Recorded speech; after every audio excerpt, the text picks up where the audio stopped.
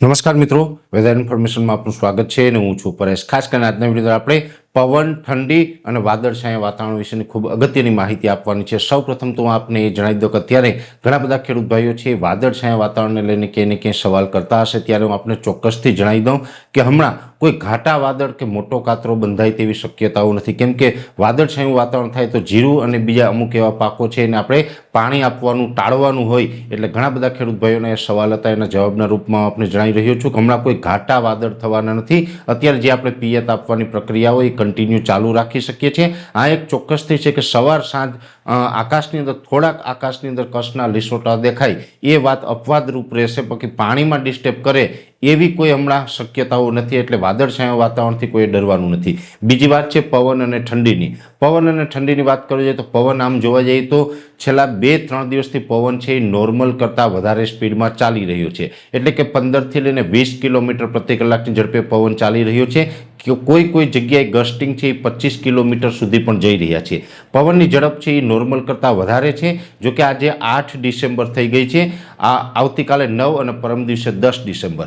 10 December એટલે કે આજે, કાલે અને પરમ દિવસ 3 દિવસ સુધી જે આ પવનની સ્પીડ છે એ નોર્મલ કરતાં વધારે રહેશે। 11 તારીખથી લઈને 15 ડિસેમ્બર વચ્ચે પવનની સ્પીડ નોર્મલ નજીક આવી જશે, એટલે અત્યારે જે 15થી 20 કિલોમીટર પ્રતિ કલાકની ઝડપ છે એની જગ્યાએ પવનની સ્પીડ ઘટી અને 12થી લઈને 14 કિલોમીટર પ્રતિ કલાકની થાય તેવી સંભાવનાઓ છે। એટલે 11 થી 15 તારીખ વચ્ચે પવનની સ્પીડ છે નોર્મલ નજીક આવશે। જોકે 16-17 તારીખમાં ફરીથી પાછી પવનની સ્પીડ વધવા જઈ રહી છે। એટલે વાદળછાયું વાતાવરણ અને પવન વિશેની ખૂબ અગત્યની માહિતી છે। સાથે ઠંડીની આમ જોવા જઈએ તો જે શિયાળાની શરૂઆત થઈ ચૂકી છે, સામાન્ય રીતે જોવા જઈએ તો નવેમ્બરમાં જે શિયાળાની શરૂઆત થતી હોય, આ વર્ષે પણ નવેમ્બરમાં જે નોર્મલ કરતાં થોડુંક તાપમાન છે એ આપણે નીચું જવું જોઈએ, નીચું નથી ગયું, નોર્મલ કરતાં થોડુંક અપ પણ રહ્યું છે। પણ એક ચોક્કસથી વાત છે કે અત્યારે આ ડિસેમ્બરનું પ્રથમ અઠવાડિયું હવે પૂર્ણતાના આરે છે અને એમાં હવે ડિસેમ્બરની અંદર ગઈકાલે 7 તારીખથી જે આપણે નોર્મલ ઠંડી હોવી જોઈએ એ ઠંડીની શરૂઆત થઈ ચૂકી છે। એટલે શરૂઆતમાં ડિસેમ્બરના 6 દિવસ સુધી આપણે જે ઠંડી હોવી જોઈએ એ ઠંડી ન જોવા મળી, નોર્મલ કરતાં થોડુંક તાપમાન ઊંચું પણ રહ્યું। પણ ગઈકાલથી તાપમાન છે એ ડિસેમ્બરમાં જે 7 તારીખ પછીથી જે તાપમાન હોય એ મુજબનું નોર્મલ તાપમાન સેટ થઈ ગયું છે અને છેલ્લા 2 દિવસથી આમ તો ગુલાબી ઠંડીની પણ શરૂઆત થઈ ગઈ છે। હવે ઠંડી છે એ સારી એવી જોવા મળી રહી છે અને ઠંડી છે એ માત્ર ગુજરાતમાં જ નહીં, ઉત્તર ભારતમાં પણ જે ઠંડીનો માહોલ હોવો જોઈએ એની શરૂઆત થઈ ગઈ છે। ખાસ કરીને જમ્મુ કાશ્મીર, લેહ સહિતના વિસ્તારોની અંદર 0 ડિગ્રી તાપમાન પણ ગઈકાલથી નોંધાવાનું ચાલુ થયું છે। એટલે સ્વાભાવિક રીતે ઉત્તર ભારતના પહાડો ઉપર તાપમાન નીચું જાય એટલે ઉત્તર પૂર્વના પવન હોય એટલે આપણે પણ તાપમાન ઘટતું હોય છે। એ જ મુજબનું તાપમાન છે એ છેલ્લા 2 દિવસથી ઘટવાનું ચાલુ પણ થઈ ગયું છે અને હવે આ જે પ્રક્રિયા છે એ કન્ટિન્યુ ચાલુ રહેશે। હજુ પણ તાપમાન છે એ નીચું જઈ શકે છે અને હજુ પણ નોર્મલ કરતાં ઠંડી વધી શકે છે।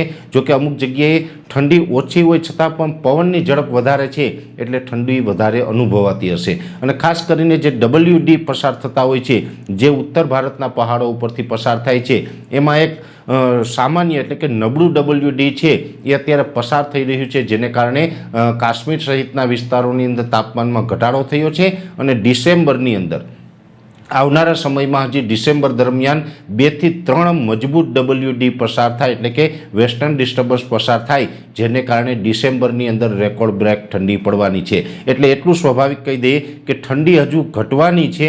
અત્યારે જે પ્રમાણે જે ઠંડી છે તાપમાન ઘટશે એટલે અત્યારે જે ઠંડી છે એમાં લઘુત્તમ તાપમાન છે એ 11 થી 12 ડિગ્રી સુધી નોંધાઈ રહ્યું છે।